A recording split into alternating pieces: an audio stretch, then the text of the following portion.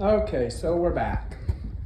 I've got some different time-lapse videos and some other videos that I'll be posting because I'm new to this. I'm new to making content, so I'm kind of being choppy and just trying to learn my way through. Like I said, part of what my thing is, hindsight's always 2020. So in the video before, it showed everything was removed. So I've got the hot water tank back in and it's preliminarily hooked up. I've got the wall put back in. The tub I had just dry fitted in there, but I've decided to go ahead and pull it out.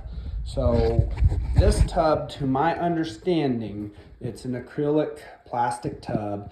It had these supports in there, so I didn't need to use a mortar mix to make a bed to support it. I have decided, because after having it in the dry fit, it felt a little loose. I decided to go ahead and put down a mortar bed.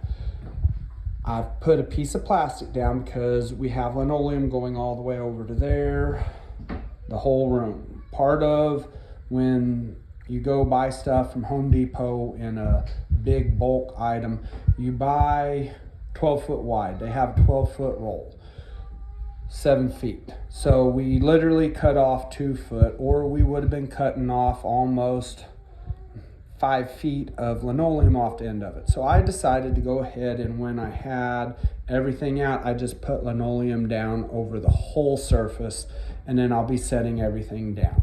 Is that a code or the way it should be done? I don't know, but that's the way I'm doing. I feel like for me, it's the best use of the material and the best covering of the subfloor. I got my wall put back in. Now, one thing I did do is I did a cost savings thing, shortcut, however you say it. I used several pieces of sheetrock that were reused. This was a piece that already had coating texture on it that we had cut out from a door that we put in, and I put it back up. So it's got a splice right here, here. So it's 3 pieces. One of the reasons why I did that was I was reusing it, but I did the easy way.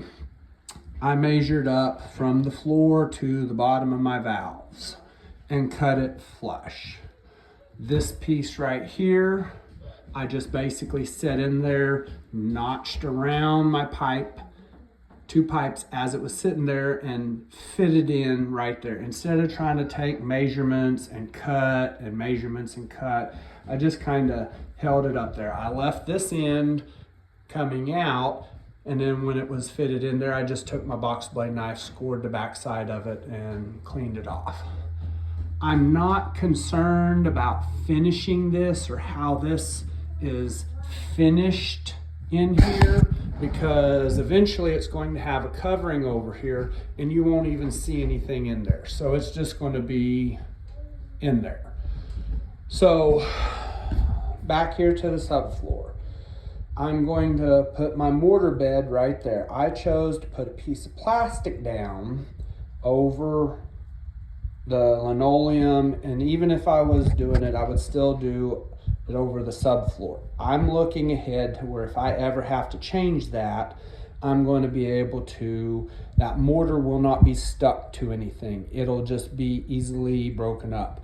The mortar is not necessarily needs to be glued to anything, but it just needs to make a cushion molded to the bottom of the tub where there's no movement up and down.